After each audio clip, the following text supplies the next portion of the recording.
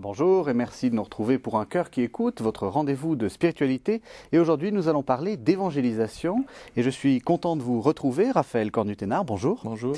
Vous êtes architecte, vous êtes marié et père de 2 enfants et vous avez créé le festival Holy Winds en 2002 et vous animez le festival Annuncio et vous allez nous en parler. Alors pour commencer, je vous propose de lire un texte qui compte pour vous. Voilà. J'ai choisi un texte d'Éloi Leclerc, c'est la conclusion du livre de la sagesse d'un pauvre. Texte assez classique. Le Seigneur nous a envoyés évangéliser les hommes. Mais as-tu réfléchi à ce que c'est qu'évangéliser les hommes ? Évangéliser un homme, vois-tu, c'est lui dire, toi aussi, tu es aimé de Dieu dans le Seigneur Jésus. Et pas seulement le lui dire, mais le penser réellement. Et pas seulement le penser, mais se comporter avec cet homme de telle manière qu'il sente et découvre qu'il y a en lui quelque chose de sauvé, quelque chose de plus grand et de plus noble que ce qu'il pensait, et qu'il s'éveille ainsi à une nouvelle conscience de soi. C'est cela lui annoncer la bonne nouvelle. Tu ne peux le faire qu'en lui offrant ton amitié, une amitié réelle, désintéressée, sans condescendance, faite de confiance et d'estime profonde. Il nous faut aller vers les hommes. La tâche est délicate. Nous devons être au milieu d'eux les témoins pacifiés du Tout-Puissant, des hommes capables de devenir réellement leurs amis. C'est notre amitié qu'ils attendent, une amitié qui leur fasse sentir qu'ils sont aimés de Dieu et sauvés en Jésus-Christ. Pour vous, ce texte est magnifique, hein, mais pour vous, c'est quoi ? C'est l'amitié qui est le plus important ? Comme pour Éloi Leclerc ? C'est exactement ça. Je pense que évangéliser dans son sens le plus large, qui est la mission de toute l'Église, sa mission universelle, c'est d'aimer. C'est le commandement du Christ, c'est le commandement de Jésus, c'est l'amour. Et donc, évangéliser, l'acte d'évangéliser, c'est cet acte d'amour, c'est cet acte d'amitié, de donner son amitié, que ce soit une amitié de l'instant, une amitié durable, une amitié qui s'ancre dans le temps. Mais c'est ça l'objectif de l'évangélisation, c'est l'amitié. C'est l'amitié, mais alors avec cette particularité que dit bien Éloi Leclerc, il faut faire sentir à l'autre qu'il est sauvé. Alors comment est-ce qu'on fait ? Faire sentir à l'autre. Alors, je pense que de fait, c'est proposer à l'autre cet amour de Dieu, c'est lui faire comprendre que Dieu nous aime, nous rejoint, c'est que le Christ, en se faisant homme, nous a rejoints et qu'il est capable de rejoindre tout homme. C'est cette expérience-là qu'il faut proposer au monde et dont le monde a soif aujourd'hui. Le monde s'est éloigné de Dieu, le monde ne connaît plus Dieu. Et je pense qu'aujourd'hui, tout homme a en lui cette soif de connaître Dieu. Et évangéliser, c'est proposer cette expérience. Alors, ça peut se faire de 1000 façons. L'évangélisation, ça couvre un domaine, enfin, c'est toute action qui tend à faire connaître Dieu. Mais il y a une action à laquelle je suis plus sensible, qui est celle d'aller annoncer l'évangile aux personnes qui ne le connaissent pas, là où ils sont, de façon explicite, que ce soit la rue, les places, d'aller là où sont les hommes, comme il dit Éloi Leclerc, il faut aller au-devant d'eux, aller vers eux, et pas uniquement se contenter de faire de notre église une belle église et d'espérer que les gens y entrent dans une chapelle, assistent à la messe, à l'adoration et rencontrent Dieu de façon complètement spontanée. Il faut aussi aller à leur devant pour proposer cette expérience. Quand vous aviez fondé Holy Winds, vous aviez quel âge ? J'avais, je ne sais pas, peut-être 24 ans, quelque chose comme ça. Alors, qu'est-ce qui vous a pris ?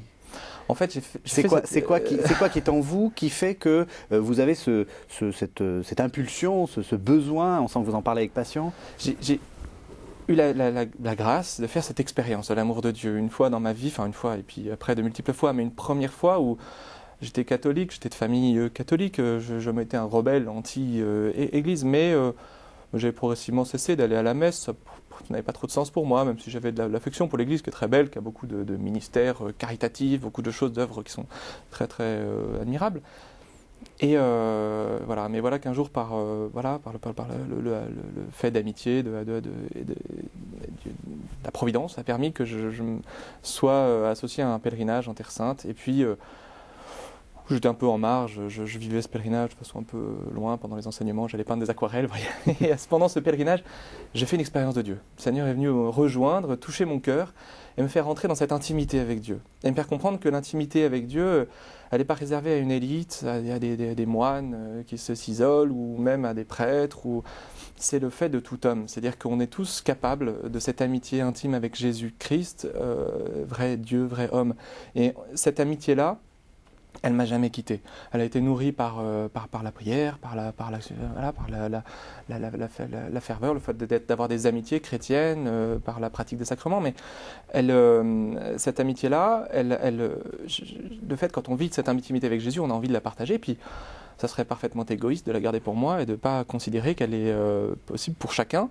Et puis surtout, vu comme elle a changé ma vie, comme elle m'a permis de goûter à une joie différente, de vivre ma vie, j'avais les mêmes galères, la même simplicité, enfin, les mêmes études à faire, le même travail à trouver, mais tout ça habité par la présence de Dieu, assisté par la présence de Dieu, c'est une joie qui est permanente et j'ai pas le droit de la garder pour moi. Alors au retour de ce pèlerinage, je me suis retrouvé plongé immédiatement dans un contexte de camp d'évangélisation sur les plages, avec un prêtre qui avait organisé ça, puis j'étais associé à ce petit camp, et on chantait du gospel dehors sur les plages, et puis on allait à la rencontre des gens. Et j'ai vu aussi à quel point il y a une soif, une attente. Les gens qu'on rencontrait n'étaient pas du tout hostiles comme on peut l'imaginer. Je voyais avant ces groupes d'évangélisation qui allaient dans les rues. Je me disais, mais quelle bande de croisés, qu'est-ce qu'ils vont embêter les gens avec leurs convictions. La foi relève de mes petites convictions personnelles. Je sais pas. Quel orgueil de croire que la foi relève du privé. Ma foi, elle a à être partagée, elle a été offerte, comme le Christ s'est offert au monde entier. J'ai à offrir ma foi au monde entier.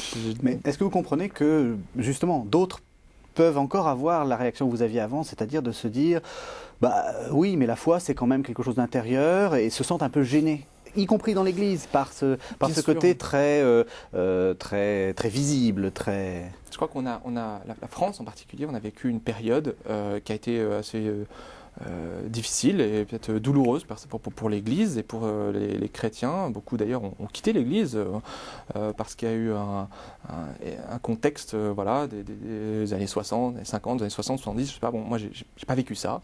Mais ce contexte-là, on le voit, a fait que l'Église a eu tendance à se replier sur elle et puis surtout à considérer que c'était de l'ordre du privé, parce que dès qu'elle s'exposait, elle en prenait plein la figure. Donc je comprends parfaitement cette position de repli. Et puis j'ai entendu cette image qu'on dit souvent, quand l'Église, le chrétien, à être comme le levain dans la pâte. Mais si la pâte ne lève pas, c'est que le levain ne fait pas son travail. Et donc je pense que c'est une question de proportion et que quelque part on a trop voulu assimiler le levain dans la pâte à être de petit, discret et surtout pas faire de bruit. Ce qu'il faut, c'est même pas voilà, on doit faire lever la pâte, de faire lever les gens et les faire se tourner vers le Christ.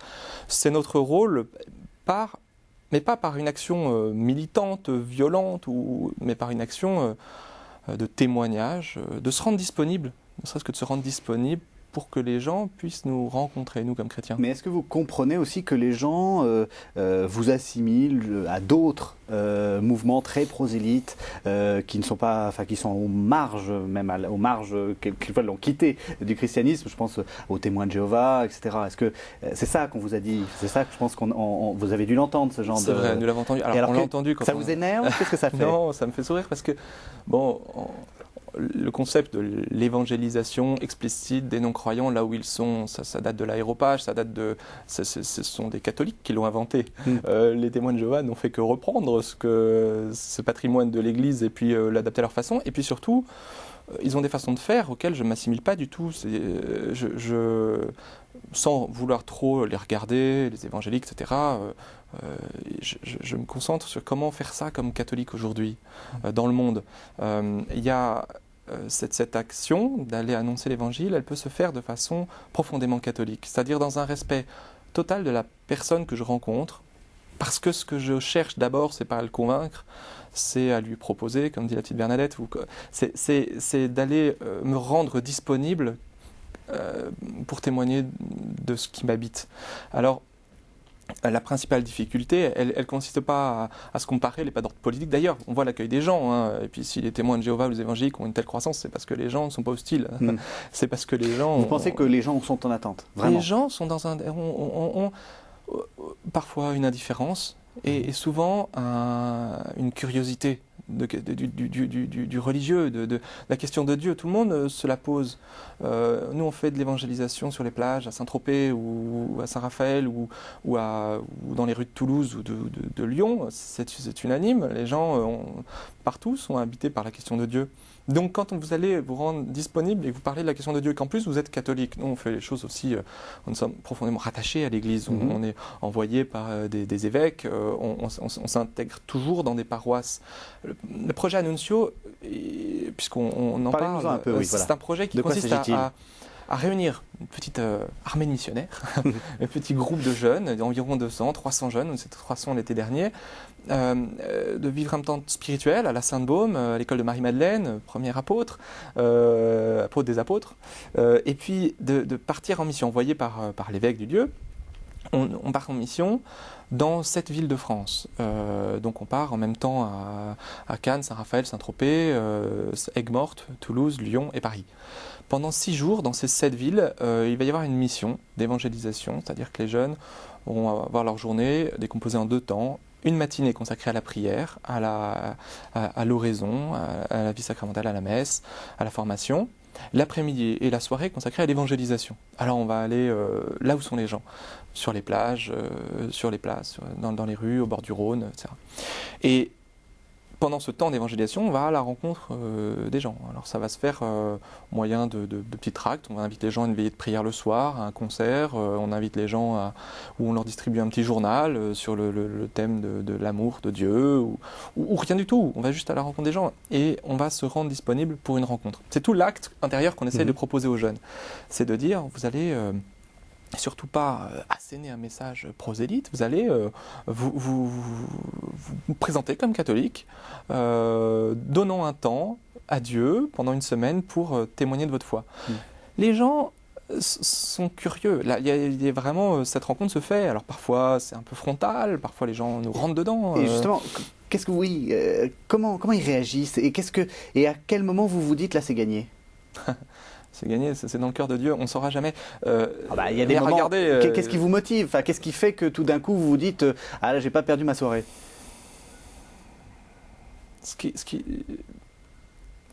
Le principal fruit que j'observe, c'est la vie des missionnaires qui change. Ça, c'est le fruit le plus visible, palpable. La joie qui émane de l'évangélisation. Le missionnaire qui va consacrer un temps à l'évangélisation revient joyeux. C'est quasi gagné avant de partir. Ensuite, sur la soirée, on voit des choses qui se passent, on voit des gens qui viennent, une rencontre dans l'après-midi qui va durer 2h30, où il y a un vrai cœur à cœur qui aura pu se nouer, une amitié de 2h30, mais une amitié dans laquelle une discussion aura pu se nouer, où on aura parlé de choses profondes et de ce qui fait, ce qui fait que c'est gagné. Je me souviens d'une expérience comme ça où j'avais été sur on faisait un petit camp d'évangélisation où c'était dans le sud, sur la côte aussi. Je crois que c'était au Lavandou, sur le port du Lavandou. Et là, on avait fait un concert gospel. Le concert se terminait, et puis je voyais deux petites minettes là qui s'approchaient. Et puis en fait, elles allaient repérer dans mon groupe 2 jeunes qui étaient nettement plus jeunes que moi, qui avaient 20 ans. Elles avaient 20 ans et puis ils étaient beaux gosses, puis ils étaient en train de jongler et tout. Je les voyais se diriger et puis je me suis, moi j'étais à leur rencontre pour les accueillir. Je me suis aperçu peut-être après qu'elles allaient verser les 2. Et puis j'ai commencé à leur parler de qui on était et en fait je sentais que puis j'étais amené à, je sais pas pourquoi, à continuer à parler. Et au bout d'un quart d'heure, elle continue à m'écouter. Je voyais qu'elle regardait plus trop. Puis j'ai dit je voulais que je vous présente parce que elle me dit non continue à parler. Et là on se dit que et que le Seigneur est passé, il a eu une parole pour cette personne, où peut-être qu'il la touche, cette personne, parce que qu'elle s'intéresse à ce que je dis, c'est que j'étais juste en train de lui parler de l'amour de Dieu pour elle, de l'évangile. Je ne sais plus exactement la teneur de cette discussion, mais là on peut dire quelque chose qui a été gagné, parce que par moi, ensuite elle a été faire connaissance, mais qu'une demi-heure après, 3/4 d'heure après, parce qu'il y avait quelque chose qui a touché, et puis elle a commencé à se livrer dans la conversation, à dire ce qu'elle portait, des difficultés avec ses parents, elle n'était pas baptisée, et puis puis on l'a revue en septembre, on l'a revue en octobre, elle est venue nous rejoindre le groupe, on a vécu des choses. C'est gagné, c'est pas gagné, c'est pas notre problème en fait. En vous écoutant, moi, il y a une question qui me vient, c'est, vous avez parlé d'armée. Et oui. Et est-ce que, j'ai envie de vous poser la question, est-ce que pour vous c'est un acte militant, l'évangélisation? Est-ce que c'est un acte de charité? Ou est-ce que c'est comme Paul, vous savez, malheur à moi si j'annonce pas l'évangile, une sorte de nécessité, finalement, peu importe la charité, peu importe le reste, ce qu'il faut c'est annoncer. Vous vous trouvez dans quel... Mais la phrase de Paul, c'est une nécessité de charité. On est dans l'amour et la propagation de l'amour, et je pense que c'est un acte de charité, Oui. profondément. C'est-à-dire que La militance, j'ai presque pour envie vous, de non? dire c'est un acte caritatif. Aujourd'hui, Oui. je pousse un peu, mais parce que c'est un acte de charité profond au sens de donner l'amour qu'on a reçu, c'est-à-dire qu'on n'est pas propriétaire de cet amour dont Dieu nous a comblé, et cette intimité avec le Christ qu'on peut vivre, cette intimité avec Dieu qu'on peut vivre à travers notre vie de prière, elle est pour tous. Et on a le devoir de l'annoncer, un devoir de charité, mais un devoir. Si le Christ nous y invite, nous envoie, si le Christ nous envoie, je ne sais pas combien de fois dans l'Évangile, nous le demande, et l'Église nous le demande, ne cesse de nous le demander. Nous, la phrase qui nous a, entre guillemets, propulsés, c'est une phrase de Jean-Paul II, il s'adressait en France, il disait « Jeunes de France, c'est l'heure de bâtir la civilisation de l'amour. Soyez d'intrépides témoins du Christ ressuscité. » Ce lien entre ces deux phrases, soyez d'intrépides témoins du Christ ressuscité, bâtissez la civilisation de l'amour, au début, c'est comme deux phrases, mais c'est la même phrase. C'est-à-dire que pour bâtir la civilisation de l'amour, c'est une civilisation de l'amour en Jésus, puisque Dieu est amour. Et donc, il faut faire l'effort de découvrir cet amour de Dieu, d'en vivre, de se laisser habiter. C'est un exercice quotidien. C'est pas, je me prétends pas saint, mais si on attend d'être saint pour évangéliser, le monde pourra crever. Mais c'est en essayant de goûter à l'amour de Dieu, d'en vivre au quotidien, je ne peux pas m'empêcher d'avoir envie de l'annoncer, de le partager, de le faire vivre à d'autres. Alors, vous avez dit respect. Comment est-ce que vous faites pour inculquer donc à des jeunes la juste distance entre le respect et une attitude respectueuse et une attitude qui vraiment veut convaincre? C'est une école, hein. Oui. Ces 10 jours qu'on propose sont une expérience fondatrice. Oui. C'est notre conviction comme organisateur, et puis la conviction que j'avais à Holy Winds, c'est une conviction que je porte, c'est c'est d'aller proposer à des jeunes de vivre cette expérience fondatrice. Alors c'est une expérience très forte, on les planche dans un équilibre entre une vie de prière, d'oraison, c'est-à-dire qu'on essaye de proposer 1h30 cette année, 2 heures de prière personnelle quotidienne aux jeunes, suivi de la messe, et précédé d'un temps de louange un peu festif. Donc c'est vraiment 2 heures de prière personnelle dans le silence, avec une école de prière, dans chaque lieu des prêtres qui font une petite formation, pour trouver cet équilibre et vraiment plonger en Dieu pour mieux plonger dans cette rencontre, et dans laquelle donc c'est le premier moyen qu'on a, c'est de faire plonger les jeunes dans une intimité avec Dieu qui fait que notre attitude elle est ajustée par cette vie en Dieu. Et le deuxième point, c'est qu'on essaye de proposer, d'inviter les jeunes à cette attitude de disponibilité. Le moyen le plus simple qu'on donne, c'est de ne pas entrer dans le débat d'opinion. Le débat d'opinion, par exemple, c'est très clair là. Qui est une sorte d'impasse dans la rencontre avec quelqu'un, mais même dans l'amitié. C'est un bon exercice pour l'amitié quotidienne avec nos amis proches. C'est-à-dire que c'est bien d'avoir des débats de réflexion, mais ça doit être du questionnement et d'être ouvert au questionnement. C'est pas la même chose d'avoir du débat d'opinion où on affirme des opinions contradictoires et dans lesquelles on s'enferme. Et donc trouver des méthodes de rencontre pour mieux être à l'écoute des personnes qu'on voit. Et un autre point, c'est qu'on invite à l'écoute. On invite à l'écoute principalement, c'est-à-dire que l'évangélisation, c'est 80% d'écoute, parce que la disponibilité, ça passe par l'écoute. Alors, à votre propos, on peut parler de nouvelle évangélisation, mais vous n'aimez pas ce terme. C'est pas que j'aime pas, c'est que le terme semble de moins en moins pertinent. Aujourd'hui, on voit sur les plages, on ne fait plus la nouvelle évangélisation. La nouvelle évangélisation, comme elle est décrite dans Redemptoris Missio, ou les textes qu'on donne, c'est l'évangélisation de pays dont la culture est encore chrétienne. Mais c'est plus le cas en France. Il faut se rendre un petit peu à l'évidence. La France se déchristianise complètement et nous sommes à nouveau dans une dynamique de première évangélisation. Et ça change la donne, ça change la façon d'appréhender cette démarche. On n'est plus dans la nouvelle évangélisation. Et quel regard vous portez sur les anciens qui ont justement vécu cette sorte de déchristianisation et qui quelquefois sont un peu amers vis-à-vis de vos succès? Mais ne pas être amer, on est héritier de leur fidélité. La fidélité, c'est ça que d'abord nous demande le Seigneur.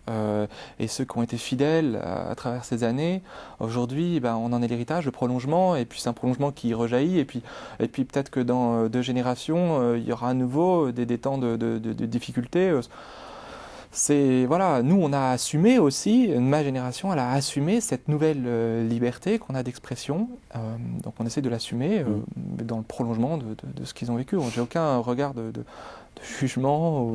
Et dernière question, c'est quoi votre plus belle expérience d'évangélisation? La mienne? Oui. C'est ce que je vis aujourd'hui, je crois. Enfin, je suis papa de 2 enfants, bientôt 3. Et c'est ce quotidien avec ma fille, d'essayer qui a 4 ans aujourd'hui, qui est capable de comprendre Dieu. Je crois que c'est quelque chose d'assez extraordinaire, de voir comment Dieu s'éveille à elle. Maintenant, je pourrais raconter 1000 fioretti, mais... ça sera quand on voudra faire un procès en canonisation. Alors, d'habitude, on pose 3 questions dans cette émission. Je vais donc vous les poser. Première question, quel conseil donneriez-vous à quelqu'un qui vous dirait « j'ai envie de devenir chrétien, par quoi dois-je commencer ?» C'est une question que vous devez entendre souvent, d'ailleurs. Non, mais je dirais commencer par lire la Bible, enfin l'Évangile, connaître Jésus. Connaître Jésus, découvrir Jésus pour se laisser aimer par Jésus et apprendre à aimer Jésus. Pour vous, c'est les fondamentaux. La porte d'entrée, c'est de connaître Jésus, quoi. Si pour devenir chrétien. Si le Christ devait vous apparaître dans cette vie, à quel moment et dans quelle activité jugez-vous qu'il serait plus digne de le recevoir?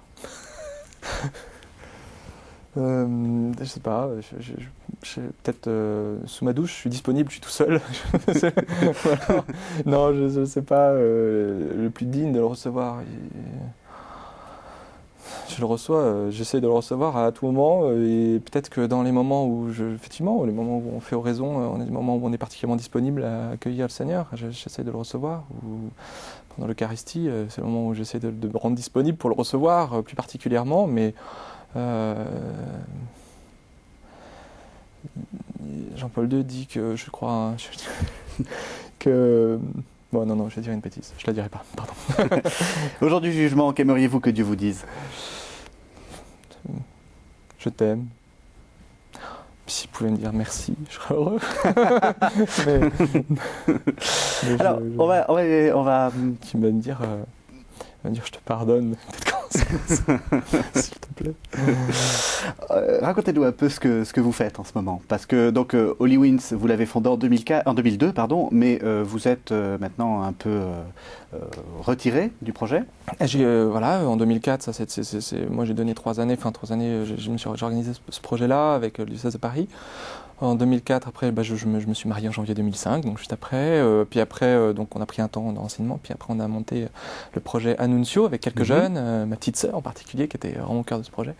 Et puis, donc c'est maintenant le projet sur lequel je travaille principalement, qui est donc un projet de festival qui a lieu pendant 10 jours l'été, fin août, la toute dernière semaine d'août, dans toutes ces villes. Là, cette année, il y aura 2 villes de plus. On sera à Biarritz et puis on sera dans une ville en Espagne. Parce qu'aujourd'hui, ce projet, donc une première actualité, c'est qu'on travaille sur les Journées mondiales de la jeunesse qui auront lieu à Madrid en août 2011. Oui.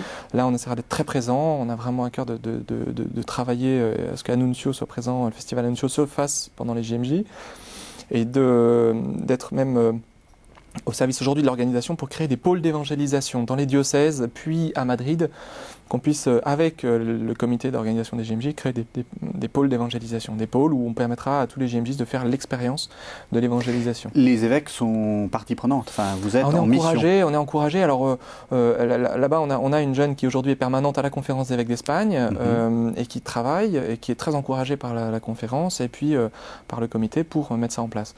Donc, et qui peut venir, enfin, tout le monde peut participer. Alors, il y a une tranche d'âge qui est 18-35 ans, qui est la tranche d'âge des JMJ, qu'on invite particulièrement à vivre le festival Annuncio.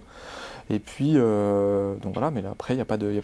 On a une très grande diversité d'origine des personnes. Il n'y a pas de groupe, de communauté. D'ailleurs, dans les prêtres accompagnateurs, c'est assez beau parce qu'on a des dominicains, des jésuites, des petits gris, on a des dominicains de la province sud, dominicains de la province nord, on a des spiritains qui sont très présents aussi sur Annuncio. Donc il y a un horizon très très large de communautés qui nous rejoignent pour vivre Annuncio. comme si aujourd'hui, vraiment, cette notion de l'évangélisation explicite, elle revient au cœur de l'Église et de toutes les communautés. Et alors, quand on veut vous rejoindre, comment est-ce qu'on fait? On a aussi on a mis en place cette année un petit groupe qui a pour objectif de répondre aux appels de l'Église. Si vous êtes responsable en pastoral, si vous avez une paroisse dans laquelle vous voulez vivre un temps fort d'évangélisation explicite dans la rue et que vous ne savez pas très bien comment mettre ça en place, vous avez un petit groupe, la première fois on peut venir vous aider à mettre ça en place. On ne vient pas créer un événement chez vous, on vient se mettre au service de cet événement. Donc pour ça il suffit de nous contacter, contact@annuncio.fr, vous faites un petit mail, voilà, on aimerait mettre ça en place dans notre paroisse et on envoie un groupe de 10-15 jeunes. Voilà, avec des musiciens, tout ce qu'il faut pour essayer de... Merci beaucoup, Raphaël Cornu-Ténard. Donc, je rappelle les deux adresses, www.holywinds.net pour le festival d'Holy Winds, et puis pour le festival Annuncio, www.festival-annuncio.fr, et vous l'avez dit, contact@annuncio.fr. Merci beaucoup. Merci, Régis.